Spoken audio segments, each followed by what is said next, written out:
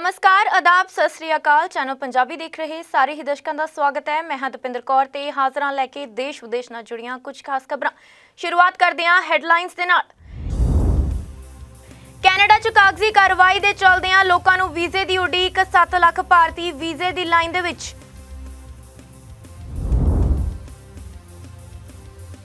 British Columbia ने कढ़िया draw, कई प्रवासियों नूं मिलेगा पक्के होण दा मौका।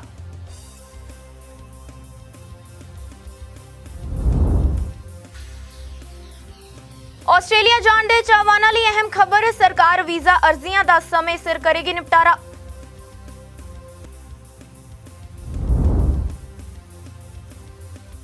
ऑनलाइन पढ़न वाले विदेशी विद्यार्थियों लिए खुशखबरी, 31 अगस्त तक मिलेगा कैनेडा का ओपन वर्क परमिट। कैनेडा च तेजी नाल वधियां गोलीबारी दीयां घटनावां, ब्रैम्पटन, मिसिसागा ते हैमिल्टन च चलियां गोलियां। ਹੁਣ ਖਬਰਾਂ ਵਿਸਥਾਰ ਦੇ ਨਾਲ। ਦੁਨੀਆ ਭਰ ਵਿੱਚ ਫੈਲੀ ਮਹਾਮਾਰੀ ਤੋਂ ਬਾਅਦ ਲਗਾਤਾਰ ਵੀਜ਼ਾ ਲਈ ਇੰਤਜ਼ਾਰ ਕਰ ਰਹੇ ਲੋਕਾਂ ਦੀ ਗਿਣਤੀ ਵਧਦੀ ਜਾ ਰਹੀ ਹੈ। ਕੋਵਿਡ-19 ਮਹਾਮਾਰੀ ਤੋਂ ਬਾਅਦ ਕੈਨੇਡਾ ਦੇ ਵੀਜ਼ਾ ਲਈ 24 ਲੱਖ ਤੋਂ ਵੱਧ ਲੋਕ ਇੰਤਜ਼ਾਰ ਕਰ ਰਹੇ ਨੇ ਅਤੇ ਇਹਨਾਂ ਵਿੱਚ 7 ਲੱਖ ਭਾਰਤੀ ਵੀ ਨੇ। ਇਹਨਾਂ ਵਿੱਚ ਵੱਖ-ਵੱਖ ਸ਼੍ਰੇਣੀਆਂ ਦੇ ਵੀਜ਼ੇ ਵੀ ਸ਼ਾਮਲ ਹਨ। ਕੈਨੇਡਾ ਵਿੱਚ ਵੀਜ਼ਾ ਬੈਕਲੌਗ ਦੀ ਸਮੱਸਿਆ ਕਾਰਨ ਬਹੁਤ ਸਾਰੇ ਪ੍ਰਵਾਸੀ ਦੁਵਿਧਾ 'ਚ ਨੇ। ਇਹਨਾਂ ਵਿੱਚ ਵੱਡੀ ਗਿਣਤੀ ਭਾਰਤੀਆਂ ਦੀ ਹੈ। ਸਾਬਕਾ F1 ਡਰਾਈਵਰ, ਜਨਤਕ ਖੇਤਰ ਦੇ ਅਦਾਰਿਆਂ ਦੇ ਅਧਿਕਾਰੀਆਂ ਤੋਂ ਲੈ ਕੇ ਆਮ ਸੈਲਾਨੀਆਂ ਤੱਕ ਕੈਨੇਡੀਅਨ ਇਮੀਗ੍ਰੇਸ਼ਨ ਅਤੇ ਵੀਜ਼ਾ ਬੈਕਲੌਗ ਬਹੁਤ ਸਾਰੇ ਲੋਕਾਂ ਨੂੰ ਦੇਸ਼ ਦੀ ਯਾਤਰਾ ਕਰਨ ਤੋਂ ਰੋਕ ਰਿਹਾ ਹੈ। ਵਿਸ਼ਵਵਿਆਪੀ ਬੈਕਲੌਗ ਲਗਭਗ 2.4 ਮਿਲੀਅਨ ਤੱਕ ਪਹੁੰਚ ਗਿਆ ਅਤੇ ਭਾਰਤ ਸਭ ਤੋਂ ਵੱਧ ਪ੍ਰਭਾਵਿਤ ਦੇਸ਼ਾਂ ਵਿੱਚੋਂ ਇੱਕ ਹੈ, ਜਿਸ ਦੇ ਲਗਭਗ 7 ਲੱਖ ਦੇ ਲੰਬਿਤ ਕੇਸਾਂ ਵਿੱਚੋਂ 1/4 ਤੋਂ ਵੱਧ ਨੇ। ਵੀਜ਼ਾ ਲਈ ਇੰਤਜ਼ਾਰ ਕਰਨ ਵਾਲੇ ਲੋਕਾਂ ਵਿੱਚ ਕਰਨ ਚੰਦੋਕ ਵਰਗੇ ਲੋਕ ਵੀ ਸ਼ਾਮਿਲ ਨੇ। ਕਰਨ ਚੰਦੋਕ, ਜੋ ਕਿ ਹੁਣ ਇੱਕ ਟੈਲੀਵਿਜ਼ਨ ਮੋਟਰ ਪੋਸਟ ਵਿਸ਼ਲੇਸ਼ਕ ਹੈ, ਉਹਨਾਂ ਨੇ ਮੌਂਟਰੀਅਲ ਗ੍ਰਾਂਡ ਪਿਕਸ ਲਈ ਕੈਨੇਡਾ ਦੀ ਯਾਤਰਾ ਕਰਨੀ ਸੀ। ਹਾਲਾਂਕਿ ਉਸਦੇ 10 ਸਾਲ ਦੇ ਵਿਜ਼ਿਟਰ ਵੀਜ਼ਾ ਦੇ ਰਿਨਿਊਅਲ ਲਈ ਅਰਜ਼ੀ ਦੇਣ ਦੇ ਬਾਵਜੂਦ, ਜਿਸ ਦੀ ਮਿਆਦ ਪਿਛਲੇ ਸਾਲ ਦਸੰਬਰ ਵਿੱਚ ਖਤਮ ਹੋ ਗਈ ਸੀ, ਉਸਦੀ ਕਾਗਜ਼ੀ ਕਾਰਵਾਈ ਅਜੇ ਤੱਕ ਨਹੀਂ ਹੋਈ। ਉਸਨੇ ਇੱਕ ਮੀਡੀਆ ਅਦਾਰੇ ਨੂੰ ਲੰਡਨ ਤੋਂ ਆਖਿਆ ਕਿ ਅਤੀਤ ਵਿੱਚ ਇਹ ਕਦੇ ਵੀ ਕੋਈ ਸਮੱਸਿਆ ਨਹੀਂ ਆਈ। ਤੁਸੀਂ ਅਰਜ਼ੀ ਦਿੰਦੇ ਹੋ ਅਤੇ 3 ਹਫ਼ਤਿਆਂ ਬਾਅਦ ਤੁਹਾਨੂੰ ਆਪਣਾ ਵੀਜ਼ਾ ਮਿਲ ਜਾਂਦਾ ਹੈ ਅਤੇ ਤੁਸੀਂ ਚਲੇ ਜਾਂਦੇ ਹੋ। ਦੱਸ ਦਈਏ ਕਿ ਇਹ ਪ੍ਰੋਸੈਸਿੰਗ ਬੈਕਲੌਗ ਕੋਵਿਡ-19 ਮਹਾਮਾਰੀ ਦੀ ਸ਼ੁਰੂਆਤ ਤੋਂ ਬਾਅਦ ਵਧਿਆ ਹੈ। ਇਸ ਸਥਿਤੀ ਕਾਰਨ ਪੀੜਤ ਲੋਕਾਂ ਵਿੱਚ ਧਾਤੂ ਅਤੇ ਖਣਿਜ ਵਪਾਰ ਕਾਰਪੋਰੇਸ਼ਨ ਆਫ ਇੰਡੀਆ ਅਤੇ ਨੈਸ਼ਨਲ ਐਲੂਮੀਨੀਅਮ ਕੰਪਨੀ ਵਰਗੇ ਫਸੂਸ ਦੇ ਅਧਿਕਾਰੀ ਵੀ ਸ਼ਾਮਲ ਨੇ, ਜੋ ਕਿ 13 ਅਤੇ 14 ਜੂਨ ਨੂੰ ਆਯੋਜਿਤ prospector and developers association of Canada conference 2022 PDAC ਲਈ ਟੋਰਾਂਟੋ ਆਉਣ ਵਾਲੇ ਸਨ। ਉਹ ਭਾਰਤ ਦੇ 10 ਮਜ਼ਬੂਤ ਵਫਦ ਦਾ ਹਿੱਸਾ ਸਨ, ਪਰ ਵੀਜ਼ਾ ਸਨਾਫੂ ਦੇ ਸਮੂਹ ਨੂੰ ਵਿਸ਼ਵ ਦੇ ਪ੍ਰਮੁੱਖ ਖਣਿਜ ਖੋਜ ਅਤੇ ਮਾਈਨਿੰਗ ਸੰਮੇਲਨ ਤੋਂ ਬਾਹਰ ਕੱਢਣ ਲਈ ਮਜਬੂਰ ਕਰ ਦਿੱਤਾ ਗਿਆ। ਹਾਲਾਂਕਿ ਇਹ ਸਪਸ਼ਟ ਨਹੀਂ ਹੈ ਕਿ ਕਿੰਨੇ ਲੋਕ ਵੀਜ਼ਾ ਸੁਰੱਖਿਅਤ ਨਹੀਂ ਕਰ ਸਕੇ, ਪਰ ਉਹਨਾਂ ਦੇ ਦੌਰੇ ਨਾਲ ਜੁੜੇ ਲੋਕਾਂ ਨੇ ਪੁਸ਼ਟੀ ਕੀਤੀ ਹੈ ਕਿ ਗੈਰ ਹਾਜ਼ਰੀ ਦਾ ਮੁੱਖ ਕਾਰਨ ਬੈਕਲੌਗ ਹੀ ਸੀ। ਦੂਜੀ ओर ਦਿੱਲੀ ਆਧਾਰਿਤ ਫਾਈਨੈਂਸ਼ੀਅਲ ਐਡਵਾਈਜ਼ਰ ਗੌਰਵ ਵਰਗੇ ਹੋਰ ਲੋਕ ਵੀ ਨੇ, ਜਿਨ੍ਹਾਂ ਨੇ ਕੈਨੇਡਾ ਵਿੱਚ ਇੱਕ ਪਰਿਵਾਰਕ ਵਿਆਹ ਵਿੱਚ ਸ਼ਾਮਲ ਹੋਣ ਲਈ ਵਿਜ਼ਿਟਰ ਵੀਜ਼ਾ ਲਈ ਅਰਜ਼ੀ ਦਿੱਤੀ ਸੀ। ਉਹਨਾਂ ਨੇ ਇੱਕ ਲੋਕਲ ਅਦਾਰੇ ਨੂੰ ਦੱਸਿਆ ਕਿ ਇਹ ਅਰਜ਼ੀ ਦਸੰਬਰ ਵਿੱਚ ਜਮ੍ਹਾਂ ਕਰਵਾਈ ਗਈ ਸੀ। ਗੌਰਵ, ਜਿਸ ਨੇ ਸਿਰਫ ਆਪਣਾ ਪਹਿਲਾ ਨਾਮ ਵਰਤਣ ਦੀ ਬੇਨਤੀ ਕੀਤੀ ਹੈ, ਉਹਨਾਂ ਨੇ ਆਖਿਆ ਕਿ ਆਨਲਾਈਨ ਅਪਡੇਟ ਵਿੱਚ ਕਿਹਾ ਗਿਆ ਹੈ ਕਿ ਉਸ ਦੀ ਫਾਈਲ ਦੀ ਸਮੀਖਿਆ ਕੀਤੀ ਜਾ ਰਹੀ ਹੈ। ਕੈਨੇਡੀਅਨ ਸਰਕਾਰ ਇਸ ਸਥਿਤੀ ਤੋਂ ਚੰਗੀ ਤਰ੍ਹਾਂ ਜਾਣੂ ਹੈ। ਇਹ ਐਪਲੀਕੇਸ਼ਨ ਇਨਵੈਂਟਰੀ ਨੂੰ ਘਟਾਉਣ ਅਤੇ ਹੋਰ ਸਟਾਫ ਨੂੰ ਨਿਯੁਕਤ ਕਰਨ ਲਈ 85 ਮਿਲੀਅਨ ਕੈਨੇਡੀਅਨ ਡਾਲਰ ਦੇ ਨਿਵੇਸ਼ ਦੀ ਸਰਕਾਰ ਯੋਜਨਾ ਬਣਾ ਰਹੀ ਹੈ। ਇਮੀਗ੍ਰੇਸ਼ਨ, ਸ਼ਨਾਰਥੀ ਅਤੇ ਨਾਗਰਿਕਤਾ ਕੈਨੇਡਾ IRCC ਦੀ ਇੱਕ ਟੀਮ ਦੇਰੀ ਨਾਲ ਸੰਬੰਧਿਤ ਮੁੱਦਿਆਂ ਨੂੰ ਹੱਲ ਕਰਨ ਦੀ ਕੋਸ਼ਿਸ਼ ਕਰਨ ਅਤੇ ਹੱਲ ਕਰਨ ਲਈ ਜਲਦ ਹੀ ਜਲਦ ਭਾਰਤ ਦੀ ਯਾਤਰਾ ਕਰਨ ਦੀ ਉਮੀਦ ਵੀ ਕਰ ਰਹੀ ਹੈ। Bureau report, channel Punjabi. Canada ਦੇ ਬ੍ਰਿਟਿਸ਼ ਕੋਲੰਬੀਆ ਸੂਬੇ ਵੱਲੋਂ PNP ਡਰਾਅ ਕੱਢਿਆ ਗਿਆ ਹੈ, ਜਿਸ ਵਿੱਚ ਕਈ ਉਮੀਦਵਾਰਾਂ ਦੀ ਕਿਸਮਤ ਚਮਕੀ ਹੈ। ਜਿਨ੍ਹਾਂ ਉਮੀਦਵਾਰਾਂ ਨੂੰ ਇਨਵੀਟੇਸ਼ਨ ਹਾਸਲ ਹੋਏ ਨੇ, ਉਸ ਬਾਰੇ ਬ੍ਰਿਟਿਸ਼ ਕੋਲੰਬੀਆ ਸੂਬੇ ਵੱਲੋਂ ਡਿਟੇਲਸ ਸਾਂਝੀਆਂ ਕੀਤੀਆਂ ਗਈਆਂ ਨੇ। ਕੈਨੇਡਾ ਦੇ ਬ੍ਰਿਟਿਸ਼ ਕੋਲੰਬੀਆ ਸੂਬੇ ਤੋਂ ਇਮੀਗ੍ਰੇਸ਼ਨ ਸੰਬੰਧੀ ਇੱਕ ਅਹਿਮ ਜਾਣਕਾਰੀ ਸਾਹਮਣੇ ਆਈ ਹੈ। ਬ੍ਰਿਟਿਸ਼ ਕੋਲੰਬੀਆ ਦੇ ਪ੍ਰੋਵਿੰਸ਼ੀਅਲ ਨੋਮਨੀ ਪ੍ਰੋਗਰਾਮ ਯਾਨੀ ਕਿ PNP ਵਿੱਚ 157 ਤੋਂ ਵੱਧ ਉਮੀਦਵਾਰਾਂ ਨੂੰ BC ਦੇ ਹਫ਼ਤਾਵਾਰੀ ਡਰਾਅ ਲਈ ਸੱਦਾ ਪੱਤਰ ਪ੍ਰਾਪਤ ਹੋਏ ਨੇ। ਇਸ ਡਰਾਅ ਦਾ ਐਲਾਨ 14 ਜੂਨ 2022 ਨੂੰ ਹੋਇਆ ਸੀ। BC ਕੈਨੇਡਾ ਦਾ ਇੱਕੋ ਇੱਕ ਅਜਿਹਾ ਸੂਬਾ ਹੈ ਜੋ ਕਿ ਹਫ਼ਤਾਵਾਰੀ ਆਧਾਰ ਤੇ ਇਨਵੀਟੇਸ਼ਨਸ ਜਾਰੀ ਕਰਦਾ ਹੈ। BC ਦੇ PNP ਲਈ ਉਮੀਦਵਾਰਾਂ ਨੂੰ ਆਮ ਤੌਰ ਤੇ ਸੈਕਟਰਾਂ ਅਤੇ ਆਕੂਪੇਸ਼ਨਸ ਦੀ ਮੰਗ ਦੇ ਆਧਾਰ ਤੇ ਜਰਨਲ ਅਤੇ ਟਾਰਗੇਟਡ ਡਰਾਅ ਰਾਹੀਂ ਇਨਵੀਟੇਸ਼ਨਸ ਦਿੱਤੇ ਜਾਂਦੇ ਨੇ। ਇਸ ਹਫ਼ਤੇ ਪਾਥਵੇ ਦੇ ਆਧਾਰ ਤੇ 76 ਅਤੇ 123 ਦੇ ਵਿਚਕਾਰ ਘੱਟੋ-ਘੱਟ ਸਕਿਲਡ ਇਮੀਗ੍ਰੇਸ਼ਨ ਰਜਿਸਟ੍ਰੇਸ਼ਨ ਸਿਸਟਮ ਯਾਨੀ ਕਿ SIRS ਸਕੋਰਾਂ ਦੇ ਨਾਲ ਆਮ ਡਰਾਅ ਵਿੱਚ 138 ਇਨਵੀਟੇਸ਼ਨਸ ਜਾਰੀ ਕੀਤੇ ਗਏ ਸਨ। ਇਸ ਤੋਂ ਇਲਾਵਾ ਘੱਟੋ-ਘੱਟ 109 ਸਕੋਰ ਵਾਲੇ ਸਕਿਲਡ ਵਰਕਰ, ਘੱਟੋ-ਘੱਟ 123 ਸਕੋਰ ਦੇ ਨਾਲ ਸਕਿਲਡ ਵਰਕਰ EEBC ਆਪਸ਼ਨ, 96 ਦੇ ਘੱਟੋ-ਘੱਟ ਸਕੋਰ ਦੇ ਨਾਲ ਇੰਟਰਨੈਸ਼ਨਲ ਗ੍ਰੈਜੂਏਟ, 106 ਦੇ ਘੱਟੋ-ਘੱਟ ਸਕੋਰ ਦੇ ਨਾਲ ਇੰਟਰਨੈਸ਼ਨਲ ਗ੍ਰੈਜੂਏਟ EEBC ਆਪਸ਼ਨ, 76 ਦੇ ਘੱਟੋ-ਘੱਟ ਸਕੋਰ ਨਾਲ entry level and semi skilled ਲਈ ਸਕੋਰਸ ਦੀ ਜ਼ਰੂਰਤ ਰਹੀ। ਇਸ ਤੋਂ ਇਲਾਵਾ ਸੂਬੇ ਵੱਲੋਂ ਟਾਰਗੇਟਡ ਡਰਾਅ ਦੇ ਨਤੀਜੇ ਵੀ ਸਾਂਝੇ ਕੀਤੇ ਗਏ। ਹਾਲ ਹੀ ਵਿੱਚ ਬ੍ਰਿਟਿਸ਼ ਕੋਲੰਬੀਆ ਉਹਨਾਂ ਉਮੀਦਵਾਰਾਂ ਲਈ ਟਾਰਗੇਟਡ ਡਰਾਅ ਕੱਢ ਰਿਹਾ ਹੈ ਜੋ ਖਾਸ ਨੈਸ਼ਨਲ ਆਕੂਪੇਸ਼ਨਲ ਕਲਾਸੀਫਿਕੇਸ਼ਨ NOCs ਦੇ ਤਹਿਤ ਘੱਟੋ-ਘੱਟ ਲੋੜਾਂ ਨੂੰ ਪੂਰਾ ਕਰਦੇ ਨੇ, ਜੋ ਕਿ ਸੂਬੇ ਦੇ ਅੰਦਰ ਮੰਗ ਵਿੱਚ ਉਦਾਹਰਣ ਲਈ ਹੈਲਥ ਕੇਅਰ ਅਤੇ ਟੈਕ ਆਕੂਪੇਸ਼ਨਸ ਨੇ। ਟਾਰਗੇਟਡ ਡਰਾਅ ਲਈ SIRS score general draw pool ਵਿੱਚ ਉਹਨਾਂ ਦੇ ਸਕੋਰ ਜਿਨ੍ਹਾਂ ਤੋਂ ਉੱਚੇ ਹੋਣ ਦੀ ਲੋੜ ਨਹੀਂ ਹੈ। ਇਸ ਹਫ਼ਤੇ ਹਰੇਕ ਟਾਰਗੇਟਡ ਕੈਟੇਗਰੀ ਲਈ ਘੱਟੋ-ਘੱਟ SIRS ਸਕੋਰ 60 ਦੀ ਲੋੜ ਸੀ।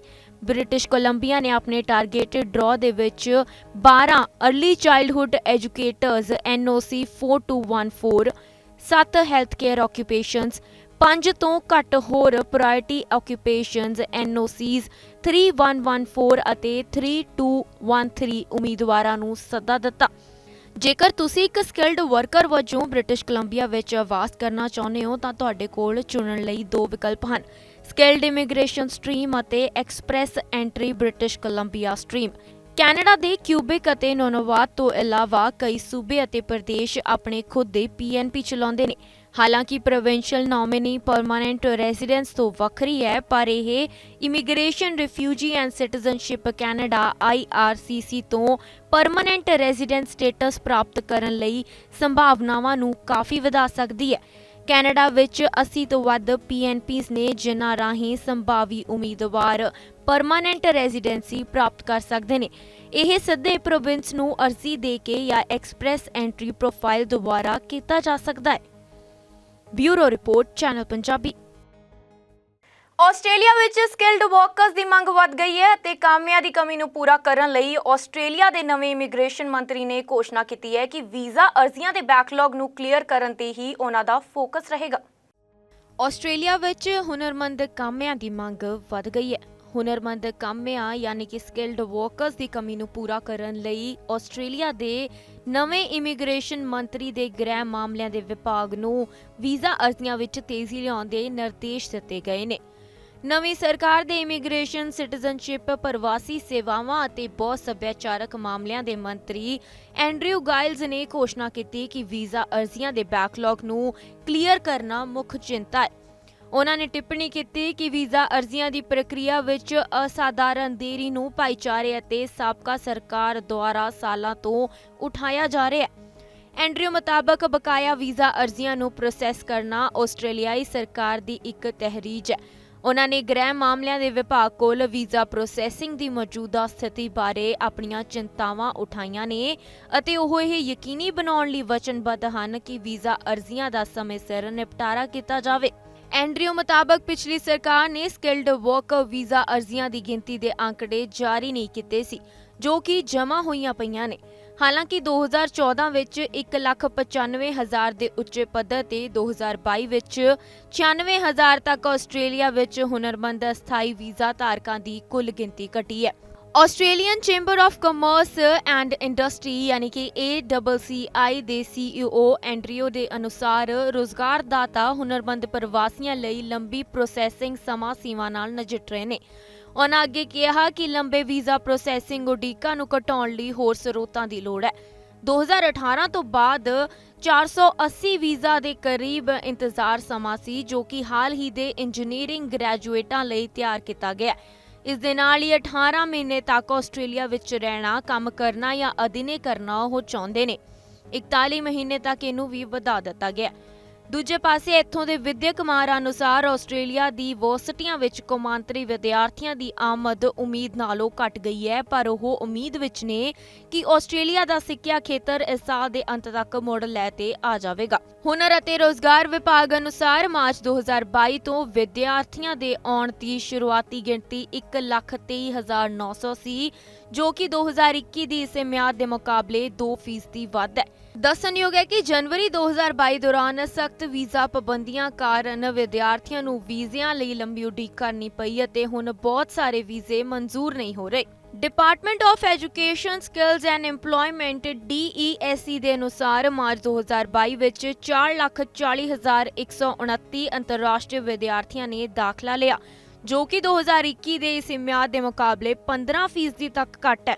Association of Australian Education Representatives in India AAERI ਦੇ ਪ੍ਰਧਾਨ ਰਵੀ ਲੋਚਨ ਸਿੰਘ ਨੇ ਦੱਸਿਆ ਕਿ 2022 ਦੇ ਪਹਿਲੇ ਦਾਖਲੇ ਵਿੱਚ ਮੁੱਖ ਤੌਰ ਤੇ ਉਹ ਵਿਦਿਆਰਥੀ ਸ਼ਾਮਲ ਸਨ ਜਿਨ੍ਹਾਂ ਕੋਲ ਪਹਿਲਾਂ ਹੀ ਵੀਜ਼ਾ ਸੀ। ਉਹ ਆਨਲਾਈਨ ਪੜ੍ਹਾਈ ਕਰ ਰਹੇ ਸਨ ਅਤੇ ਕੋਵਿਡ-19 ਕਾਰਨ ਯਾਤਰਾ ਕਰਨ ਦੇ ਯੋਗ ਨਹੀਂ ਸੀ। ਉਹਨਾਂ ਕਿਹਾ ਕਿ ਯੂਨੀਵਰਸਿਟੀਆਂ ਵਿੱਚ ਸੁਧਾਰ ਹੋ ਰਿਹਾ ਹੈ, ਪਰ ਪ੍ਰਾਈਵੇਟ ਆਊਟਰੀ ਯਾਨੀ ਕਿ ਰਜਿਸਟਰ ਸਿਖਲਾਈ ਸੰਸਥਾਵਾਂ ਦੇ ਦਾਖਲਿਆਂ ਵਿੱਚ ਤੇਜ਼ੀ ਨਾਲ ਗਿਰਾਵਟ ਆਈ ਹੈ। Bureau report, channel Punjabi. Canada ਦੇ ਇਮੀਗ੍ਰੇਸ਼ਨ ਮੰਤਰਾਲੇ ਵੱਲੋਂ ਓਪਨ ਵਰਕ ਪਰਮਿਟ ਦੀਆਂ ਸ਼ਰਤਾਂ ਨਰਮ ਕੀਤੀਆਂ ਗਈਆਂ ਨੇ, ਜਿਨ੍ਹਾਂ ਮੁਤਾਬਕ 31 ਅਗਸਤ 2022 ਤੱਕ ਕੈਨੇਡਾ ਤੋਂ ਬਾਹਰ ਰਹਿ ਕੇ ਪੜ੍ਹਨ ਅਤੇ ਕੋਰਸ ਪੂਰਾ ਕਰਨ ਵਾਲੇ ਵਿਦਿਆਰਥੀ ਵੀ ਕੈਨੇਡਾ ਜਾ ਕੇ ਓਪਨ ਵਰਕ ਪਰਮਿਟ ਲੈਣ ਦੇ ਯੋਗ ਸਮਝੇ ਜਾਣਗੇ। ਬੀਤੇ 2 ਸਾਲਾਂ ਦੌਰਾਨ ਕੋਵਿਡ ਰੋਕਾਂ ਕਾਰਨ ਵੱਡੀ ਗਿਣਤੀ ਵਿੱਚ ਵਿਦੇਸ਼ੀ ਵਿਦਿਆਰਥੀ ਕੈਨੇਡਾ 'ਚ ਪਹੁੰਚ ਕੇ ਹੀ ਆਪਣੀ ਪੜ੍ਹਾਈ ਪੂਰੀ ਕਰ ਸਕੇਗਾ। ਇਸ ਦੇ ਉਲਟ ਉਹਨਾਂ ਨੂੰ ਕੈਨੇਡਾ ਦੇ ਵੀਜ਼ਾ ਅਧਿਕਾਰੀ ਵਿਦੇਸ਼ਾਂ ਵਿੱਚ ਆਪਣੇ ਘਰਾਂ ਤੋਂ ਪੜ੍ਹਨਾ ਪੈ ਰਿਹਾ ਸੀ ਅਤੇ ਇਸ ਦੇ ਨਾਲ ਹੀ ਕੈਨੇਡਾ ਦੇ ਇਮੀਗ੍ਰੇਸ਼ਨ ਮੰਤਰਾਲੇ ਵੱਲੋਂ ਉਹਨਾਂ ਨੂੰ ਪੜ੍ਹਾਈ ਪੂਰੀ ਹੋਣ ਤੋਂ ਬਾਅਦ ਮਿਲਣ ਵਾਲੇ ਓਪਨ ਵਰਕ ਪਰਮਿਟ ਦੀਆਂ ਸ਼ਰਤਾਂ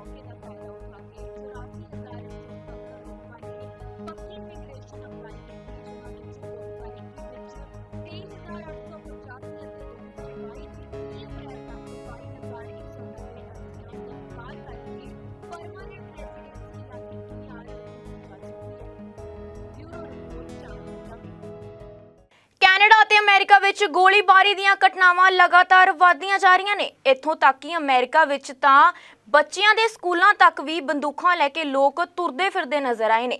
ਬੰਦੂਕ ਸੱਭਿਆਚਾਰ ਵਿਰੁੱਧ ਅਮਰੀਕਾ ਦੇ ਲੋਕਾਂ ਨੇ ਬੀਤੇ ਦਿਨੀ ਸੜਕਾਂ ਦੇ ਉੱਤੇ ਵੱਡੇ ਪ੍ਰਦਰਸ਼ਨ ਵੀ ਕੀਤੇ ਨੇ। ਇਸ ਮਗਰੋਂ ਜੋ ਬਾਈਡਨ ਸਰਕਾਰ ਗਨ ਕਲਚਰ ਨੂੰ ਨੱਥ ਪਾਉਣ ਲਈ ਕਦਮ ਚੱਕ ਰਹੀ ਹੈ। ਉਧਰ ਕੈਨੇਡਾ ਵਿੱਚ ਵੀ ਘਟਨਾਵਾਂ ਤੇਜ਼ੀ ਨਾਲ ਵਧ ਰਹੀਆਂ ਨੇ। ਆਓ ਨਜ਼ਰ ਮਾਰਦੇ ਹਾਂ ਗ੍ਰੇਟਰ ਟੋਰਾਂਟੋ ਏਰੀਆ ਵਿੱਚ ਵਾਪਰੀਆਂ ਗੋਲੀਬਾਰੀ ਦੀਆਂ ਘਟਨਾਵਾਂ ਤੇ। ਕੈਨੇਡਾ ਦੇ ਗ੍ਰੇਟਰ ਟੋਰਾਂਟੋ ਏਰੀਆ ਵਿੱਚ ਗੋਲੀਬਾਰੀ ਦੀਆਂ ਘਟਨਾਵਾਂ ਲਗਾਤਾਰ ਵਧਦੀਆਂ ਜਾ ਰਹੀਆਂ ਨੇ। ਇਸ ਦੇ ਚੱਲਦਿਆਂ ਵੀਕਐਂਡ ਤੇ ਬਰੈਂਪਟਨ ਸ਼ਹਿਰ ਵਿੱਚ ਗੋਲੀਬਾਰੀ ਹੋਈ, ਜਿਸ ਵਿੱਚ 2 ਲੋਕਾਂ ਦੀ ਮੌਤ ਹੋ ਗਈ, ਜਦਕਿ ਮਿਸੀਸਾਗਾ ਦੇ ਹੈਮਿਲਟਨ ਤੋਂ ਵੀ ਗੋਲੀਬਾਰੀ ਹੋਣ ਸੰਬੰਧੀ ਖਬਰਾਂ ਸਾਹਮਣੇ ਆ ਰਹੀਆਂ ਨੇ, ਜਿੱਥੇ ਇੱਕ ਵਿਅਕਤੀ ਦੀ ਮੌਤ ਹੋ ਗਈ ਹੈ। ਪੀਲ ਰੀਜਨ ਪੁਲਿਸ ਮੁਤਾਬਕ ਬਰੈਂਪਟਨ ਵਿੱਚ ਲਗਭਗ 2 ਵਜੇ ਗੋਲੀਬਾਰੀ ਹੋਣ ਸੰਬੰਧੀ ਰਿਪੋਰਟ ਮਿਲੀ। ਕੁਈਨ ਸਟਰੀਟ ਈਸਟ ਦੇ ਨੇੜੇ ਗੇਟਵੇ ਬੁਲੇਵਾਰਡ ਖੇਤਰ ਵਿੱਚ ਹੋਈ ਇਸ ਵਾਰਦਾਤ ਦੀ ਇਤਲਾਹ ਮਿਲਦਿਆਂ ਹੀ ਜਦੋਂ ਪੁਲਿਸ ਟੀਮ ਮੌਕੇ ਤੇ ਪੁੱਜੀ ਤਾਂ ਉੱਥੇ 2 ਵਿਅਕਤੀ ਗੰਭੀਰ ਜ਼ਖਮੀ ਹਾਲਾਤ 'ਚ ਮਿਲੇ, ਜਿਨ੍ਹਾਂ ਨੂੰ ਗੋਲੀ ਲੱਗੀ ਹੋਈ ਸੀ। ਇਹਨਾਂ ਵਿੱਚੋਂ ਇੱਕ ਦੀ ਤਾਂ ਮੌਕੇ ਤੇ ਹੀ ਮੌਤ ਹੋ ਗਈ, ਜਦਕਿ ਦੂਜੇ ਨੇ ਹਸਪਤਾਲ ਜਾ ਕੇ ਦਮ ਤੋੜ ਦਿੱਤਾ। ਫਿਲਹਾਲ ਪੁਲਿਸ ਵੱਲੋਂ ਹਮਲਾਵਰਾਂ ਨੂੰ ਫੜਨ ਲਈ ਇਸ ਘਟਨਾ ਦੀ ਗੰਭੀਰਤਾ ਨਾਲ ਜਾਂਚ ਕੀਤੀ ਜਾ ਰਹੀ ਹੈ। ਉਧਰ ਦੂਜੇ ਪਾਸੇ ਗ੍ਰੇਟਰ ਟੋਰਾਂਟੋ ਏਰੀਆ ਦੇ ਮਿਸੀਸਾਗਾ ਵਿੱਚ ਵੀ ਤੜਕੇ ਲਗਭਗ 2 ਵਜੇ ਹੀ ਗੋਲੀਬਾਰੀ ਹੋਈ। ਮੈਵਿਸ ਰੋਡ ਅਤੇ ਐਗਲਿੰਟਨ ਐਵੇਨਿਊ ਖੇਤਰ ਵਿੱਚ ਇਹ ਵਾਰਦਾਤ ਵਾਪਰੀ। ਸੂਚਨਾ ਮਿਲਣ ਤੇ ਜਦੋਂ ਪੀਲ ਰੀਜਨ ਪੁਲਿਸ ਮੌਕੇ ਤੇ ਪਹੁੰਚੀ ਤਾਂ ਉੱਥੇ ਇੱਕ ਵਿਅਕਤੀ ਗੰਭੀਰ ਜ਼ਖਮੀ ਹਾਲਾਤ 'ਚ ਮਿਲਿਆ, ਜੋ ਕਿ ਗੋਲੀ ਲੱਗਣ ਕਾਰਨ ਤੜਪ ਰਿਹਾ ਸੀ। ਉਸ ਨੂੰ ਤੁਰੰਤ ਹਸਪਤਾਲ ਪਹੁੰਚਾਇਆ ਗਿਆ, ਜਿੱਥੇ ਜ਼ਖਮਾਂ ਦੀ ਤਾਬ ਨਾ ਚੱਲਦਿਆਂ ਉਸਨੇ ਦਮ ਤੋੜ ਦਿੱਤਾ। ਪੁਲਿਸ ਮੁਤਾਬਕ ਹਮਲਾਵਰ ਮੌਕੇ ਤੋਂ ਫਰਾਰ ਹੋ ਗਏ ਅਤੇ ਹਾਲੇ ਉਹਨਾਂ ਸੰਬੰਧੀ ਕੋਈ ਜਾਣਕਾਰੀ ਨਹੀਂ ਮਿਲ ਸਕੀ। ਮ੍ਰਿਤਕ ਦੀ ਪਛਾਣ ਅਜੇ ਜਨਤਕ ਨਹੀਂ ਕੀਤੀ ਗਈ। ਪੀਲ ਰੀਜਨ ਪੁਲਿਸ ਨੇ ਲੋਕਾਂ ਨੂੰ ਅਪੀਲ ਕੀਤੀ ਹੈ ਕਿ ਜਿਸ ਕੋਲ ਵੀ ਇਸ ਘਟਨਾ ਸੰਬੰਧੀ ਕੋਈ ਜਾਣਕਾਰੀ ਹੈ ਤਾਂ ਉਹ ਕ੍ਰਾਈਮ ਸਟਾਪਰਸ ਨੂੰ 4162228477 ਤੇ ਸੰਪਰਕ ਕਰ ਸਕਦਾ ਹੈ। ਇਸ ਤੋਂ ਇਲਾਵਾ ਸਵੇਰੇ ਹੈਮਿਲਟਨ ਵਿੱਚ ਵੀ ਗੋਲੀਬਾਰੀ ਹੋਣ ਸੰਬੰਧੀ ਸੂਚਨਾ ਮਿਲੀ ਸੀ। ਹੈਮਿਲਟਨ ਪੁਲਿਸ ਮੁਤਾਬਕ ਜੈਨ ਸਟਰੀਟ ਨਾਰਥ ਅਤੇ ਕਿੰਗ ਵਿਲੀਅਮ ਸਟਰੀਟ ਵਿੱਚ ਵਾਪਰੀ ਇਸ ਵਾਰਦਾਤ ਦੌਰਾਨ ਜਾਨੀ ਨੁਕਸਾਨ ਤੋਂ ਬਚਾ ਰਿਹਾ ਹੈ। ਕਿਸੇ ਦੇ ਜ਼ਖਮੀ ਹੋਣ ਦੀ ਵੀ ਕੋਈ ਖਬਰ ਨਹੀਂ ਹੈ। ਦੱਸ ਦਈਏ ਕਿ ਕੈਨੇਡਾ ਅਤੇ ਅਮਰੀਕਾ ਵਿੱਚ ਗੋਲੀਬਾਰੀ ਦੀਆਂ ਘਟਨਾਵਾਂ ਲਗਾਤਾਰ ਵਧਦੀਆਂ ਜਾ ਰਹੀਆਂ ਨੇ। ਅਮਰੀਕਾ ਵਿੱਚ ਤਾਂ ਹਾਲ ਹੀ ਵਿੱਚ ਹੋਈਆਂ ਵਾਰਦਾਤਾਂ ਦੌਰਾਨ ਬਹੁਤ ਸਾਰੇ ਲੋਕਾਂ ਦੀ ਜਾਨ ਚਲੀ ਗਈ। ਇੱਥੋਂ ਤੱਕ ਕਿ ਅਮਰੀਕਾ ਵਿੱਚ ਤਾਂ ਬੱਚਿਆਂ ਤੱਕ ਦੇ ਸਕੂਲਾਂ ਦੇ ਵਿੱਚ ਬੰਦੂਕਾਂ ਲੈ ਕੇ ਲੋਕ ਤੁਰਦੇ ਫਿਰਦੇ ਨਜ਼ਰ ਆਏ। ਬੰਦੂਕ ਸੱਭਿਆਚਾਰ ਵਿਰੁੱਧ ਅਮਰੀਕਾ ਦੇ ਲੋਕਾਂ ਨੇ ਬੀਤੇ ਦਿਨ ਸੜਕਾਂ ਦੇ ਉੱਤੇ ਵੱਡੇ ਪੱਧਰ ਤੇ ਪ੍ਰਦਰਸ਼ਨ ਵੀ ਕੀਤੇ ਨੇ। ਇਸ ਮਗਰੋਂ ਪ੍ਰੈਜ਼ੀਡੈਂਟ ਜੋ ਬਾਈਡਨ ਸਰਕਾਰ ਗਨ ਕਲਚਰ ਨੂੰ ਨੱਥ ਪਾਉਣ ਲਈ ਕਦਮ ਚੱਕ ਰਹੀ ਹੈ। ਉਧਰ ਦੂਜੇ ਪਾਸੇ ਕੈਨੇਡਾ ਵਿੱਚ ਵੀ ਇਹਨਾਂ ਘਟਨਾਵਾਂ 'ਚ ਤੇਜ਼ੀ ਨਾਲ ਵਾਧਾ ਹੋ ਰਿਹਾ ਹੈ। ਇਸ ਲਈ ਟਰੂਡੋ ਸਰਕਾਰ ਨੂੰ ਇਸ ਪਾਸੇ ਗੰਭੀਰਤਾ ਦਿਖਾਉਂਦਿਆਂ ਹੋਰ ਸਖਤ ਕਦਮ ਚੁੱਕਣੇ ਚਾਹੀਦੇ ਨੇ। ਉਧਰ ਦੂਜੇ ਪਾਸੇ ਗ੍ਰੇਟਰ ਟੋਰਾਂਟੋ ਏਰੀਆ ਦੇ ਮਿਸੀਸਾਗਾ ਵਿੱਚ ਵੀ ਤੜਕੇ ਲਗਭਗ 2 ਵਜੇ ਹੀ ਗੋਲੀਬਾਰੀ ਹੋਈ। ਮੈਵਿਸ ਰੋਡ ਅਤੇ ਐਗਲਿੰਟਨ ਐਵੇਨਿਊ ਖੇਤਰ ਵਿੱਚ ਇਹ ਵਾਰਦਾਤ ਵਾਪਰੀ। ਸੂਚਨਾ ਮਿਲਣ ਤੇ ਜਦੋਂ ਪੀਲ ਰੀਜਨ ਪੁਲਿਸ ਮੌਕੇ ਤੇ ਪਹੁੰਚੀ ਤਾਂ ਉੱਥੇ ਇੱਕ ਵਿਅਕਤੀ ਗੰਭੀਰ ਜ਼ਖਮੀ ਹਾਲਾਤ 'ਚ ਮਿਲਿਆ, ਜੋ ਕਿ ਗੋਲੀ ਲੱਗਣ ਕਾਰਨ ਤੜਪ ਰਿਹਾ ਸੀ। ਉਸ ਨੂੰ ਤੁਰੰਤ ਹਸਪਤਾਲ ਪਹੁੰਚਾਇਆ ਗਿਆ, ਜਿੱਥੇ ਜ਼ਖਮਾਂ ਦੀ ਤਾਬ ਨਾ ਚੱਲਦਿਆਂ ਉਸਨੇ ਦਮ ਤੋੜ ਦਿੱਤਾ। ਪੁਲਿਸ ਮੁਤਾਬਕ ਹਮਲਾਵਰ ਮੌਕੇ ਤੋਂ ਫਰਾਰ ਹੋ ਗਏ ਅਤੇ ਹਾਲੇ ਉਹਨਾਂ ਸੰਬੰਧੀ ਕੋਈ ਜਾਣਕਾਰੀ ਨਹੀਂ ਮਿਲ ਸਕੀ। ਮ੍ਰਿਤਕ ਦੀ ਪਛਾਣ ਅਜੇ ਜਨਤਕ ਨਹੀਂ ਕੀਤੀ ਗਈ। ਪੀਲ ਰੀਜਨ ਪੁਲਿਸ ਨੇ ਲੋਕਾਂ ਨੂੰ ਅਪੀਲ ਕੀਤੀ ਹੈ ਕਿ ਜਿਸ ਕੋਲ ਵੀ ਇਸ ਘਟਨਾ ਸੰਬੰਧੀ ਕੋਈ ਜਾਣਕਾਰੀ ਹੈ ਤਾਂ ਉਹ ਕ੍ਰਾਈਮ ਸਟਾਪਰਸ ਨੂੰ 4162228477 ਤੇ ਸੰਪਰਕ ਕਰ ਸਕਦਾ ਹੈ। ਇਸ ਤੋਂ ਇਲਾਵਾ ਸਵੇਰੇ ਹੈਮਿਲਟਨ ਵਿੱਚ ਵੀ ਗੋਲੀਬਾਰੀ ਹੋਣ ਸੰਬੰਧੀ ਸੂਚਨਾ ਮਿਲੀ ਸੀ। ਹੈਮਿਲਟਨ ਪੁਲਿਸ ਮੁਤਾਬਕ ਜੈਨ ਸਟਰੀਟ ਨਾਰਥ ਅਤੇ ਕਿੰਗ ਵਿਲੀਅਮ ਸਟਰੀਟ ਵਿੱਚ ਵਾਪਰੀ ਇਸ ਵਾਰਦਾਤ ਦੌਰਾਨ ਜਾਨੀ ਨੁਕਸਾਨ ਤੋਂ ਬਚਾ ਰਿਹਾ ਹੈ। ਕਿਸੇ ਦੇ ਜ਼ਖਮੀ ਹੋਣ ਦੀ ਵੀ ਕੋਈ ਖਬਰ ਨਹੀਂ ਹੈ। ਦੱਸ ਦਈਏ ਕਿ ਕੈਨੇਡਾ ਅਤੇ ਅਮਰੀਕਾ ਵਿੱਚ ਗੋਲੀਬਾਰੀ ਦੀਆਂ ਘਟਨਾਵਾਂ ਲਗਾਤਾਰ ਵਧਦੀਆਂ ਜਾ ਰਹੀਆਂ ਨੇ। ਅਮਰੀਕਾ ਵਿੱਚ ਤਾਂ ਹਾਲ ਹੀ ਵਿੱਚ ਹੋਈਆਂ ਵਾਰਦਾਤਾਂ ਦੌਰਾਨ ਬਹੁਤ ਸਾਰੇ ਲੋਕਾਂ ਦੀ ਜਾਨ ਚਲੀ ਗਈ। ਇੱਥੋਂ ਤੱਕ ਕਿ ਅਮਰੀਕਾ ਵਿੱਚ ਤਾਂ ਬੱਚਿਆਂ ਤੱਕ ਦੇ ਸਕੂਲਾਂ ਦੇ ਵਿੱਚ ਬੰਦੂਕਾਂ ਲੈ ਕੇ ਲੋਕ ਤੁਰਦੇ ਫਿਰਦੇ ਨਜ਼ਰ ਆਏ। ਬੰਦੂਕ ਸੱਭਿਆਚਾਰ ਵਿਰੁੱਧ ਅਮਰੀਕਾ ਦੇ ਲੋਕਾਂ ਨੇ ਬੀਤੇ ਦਿਨ ਸੜਕਾਂ ਦੇ ਉੱਤੇ ਵੱਡੇ ਪੱਧਰ ਤੇ ਪ੍ਰਦਰਸ਼ਨ ਵੀ ਕੀਤੇ ਨੇ। ਇਸ ਮਗਰੋਂ ਪ੍ਰੈਜ਼ੀਡੈਂਟ ਜੋ ਬਾਈਡਨ ਸਰਕਾਰ ਗਨ ਕਲਚਰ ਨੂੰ ਨੱਥ ਪਾਉਣ ਲਈ ਕਦਮ ਚੱਕ ਰਹੀ ਹੈ। ਉਧਰ ਦੂਜੇ ਪਾਸੇ ਕੈਨੇਡਾ ਵਿੱਚ ਵੀ ਇਹਨਾਂ ਘਟਨਾਵਾਂ 'ਚ ਤੇਜ਼ੀ ਨਾਲ ਵਾਧਾ ਹੋ ਰਿਹਾ ਹੈ। ਇਸ ਲਈ ਟਰੂਡੋ ਸਰਕਾਰ ਨੂੰ ਇਸ ਪਾਸੇ ਗੰਭੀਰਤਾ ਦਿਖਾਉਂਦਿਆਂ ਹੋਰ ਸਖਤ ਕਦਮ ਚੁੱਕਣੇ ਚਾਹੀਦੇ ਨੇ। Bureau report, channel Punjabi. ਅੱਜ ਦੇ ਇਸ ਬੁਲਟਨ 'ਚ ਬਸ ਇੰਨਾ ਹੀ। ਨਵੀਆਂ ਤੇ ਤਾਜ਼ਾ ਖਬਰਾਂ ਲੈ ਕੇ ਫਿਰ ਤੋਂ ਹਾਜ਼ਰ ਹੋਵਾਂਗੇ। ਹੁਣ ਮੈਨੂੰ ਦਿਓ ਇਜਾਜ਼ਤ। ਧੰਨਵਾਦ।